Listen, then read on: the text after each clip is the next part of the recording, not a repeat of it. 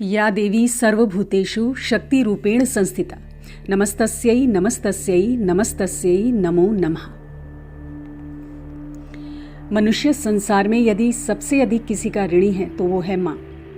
माँ जो साक्षात ममता, दया, करुणा और प्रेम की प्रतिमूर्ति है, वात्सल्य का सागर है। जब इंसान को चारों ओर से अशांति घेर लेती है तो वो अपनी माँ की गोद में आकर सारा दुख भूल जाता है। इसी कारण माँ का स्थान सबसे ऊपर है।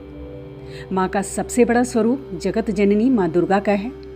फिर वो चाहे माँ शक्ति दुर्गा हो, चाहे काली हो या लक्ष्मी के रूप में हो, वो माँ ब्रह्माणी महाशक्ति है जो सर्वत्र व्याप्त है और इनकी आराधना के लिए नवरात्रि के 9 दिन विशेष माने गए हैं।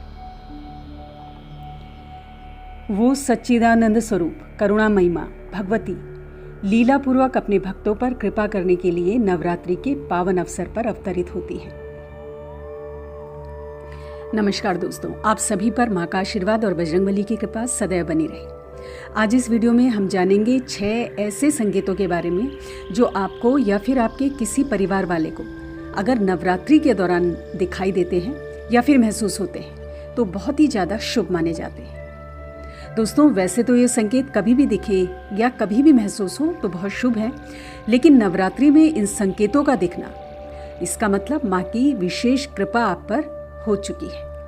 अगर ये संकेत आपको दिखते हैं तो समझिए कि आपके जन्मों जन्मों के कष्ट और दुख क्षीण हो रहे हैं और धीरे धीरे समाप्त हो जाएंगे, क्योंकि माँ की नज़र आप पर पड़ चुकी है। तो आइए जानते हैं पहला संकेत। नवरात्रि के दिनों में अगर सुबह सुबह मंदिर से निकलते हुए आपको गाय के दर्शन हो जाते हैं तो समझिए आपकी सारी मनोकामनाएं बहुत जल्द पूर्ण होने वाली हैं। और अगर गाय सफ़ेद रंग की है तो ये अति उत्तम होता है।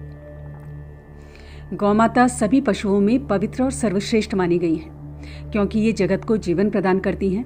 वेद कहते हैं कि जो एक बार गौ माता की प्रदक्षिणा करके इन्हें प्रणाम करता है वो सभी पापों से मुक्त हो जाता है। तो नवरात्रि के दिनों में अगर सुबह सुबह मंदिर से बाहर निकलते हुए या पूजा के तुरंत बाद आपको गाय के दर्शन हो जाते हैं तो बहुत शुभ है। जानते हैं दूसरा संकेत। नवरात्रि के दिनों पर अगर सुबह सुबह आपको नारियल दिख जाए या स्वप्न में आपको नारियल दिखता है तो समझिए माँ की आप पर विशेष कृपा है। दोस्तों, भारतीय संस्कृति और धर्म में नारियल का बहुत महत्व है। नारियल हर एक पूजा पाठ में प्रयोग किया जाता है। किसी भी शुभ कार्य को करने से पहले नारियल तोड़ने की परंपरा है। तो अगर नवरात्रि के दिनों में सुबह सुबह नारियल दिखे या सपने में नारियल दिखाई दे तो बहुत शुभ माना जाता है। अब चलते हैं तीसरे संकेत की तरफ। अगर नवरात्रि के दिनों में आपको कमल का पुष्प दिखाई दे या स्वप्न में आपको कमल का पुष्प दिखाई दे तो ये माँ लक्ष्मी और खुशियों के आगमन का संकेत देता है। कमल का पुष्प दोस्तों शुद्ध रूप से दैवीय है और आध्यात्मिक पुष्प माना जाता है।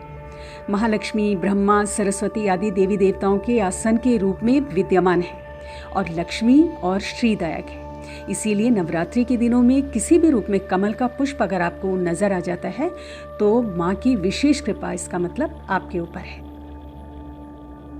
चौथा संकेत। अगर आपको सपने में नवरात्रि के दिनों में उल्लू नजर आए तो समझ लीजिए कि आपको बेहिसाब दौलत मिलने वाली है और माँ लक्ष्मी स्थिर रूप से आपके घर पर विराजमान होने वाली है।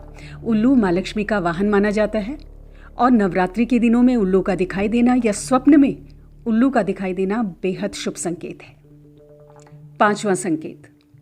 नवरात्रि के दिनों में अगर सपने में आपको स्वच्छ शांत पानी या हरियाली दिखे तो ये भी बहुत शुभ संकेत है।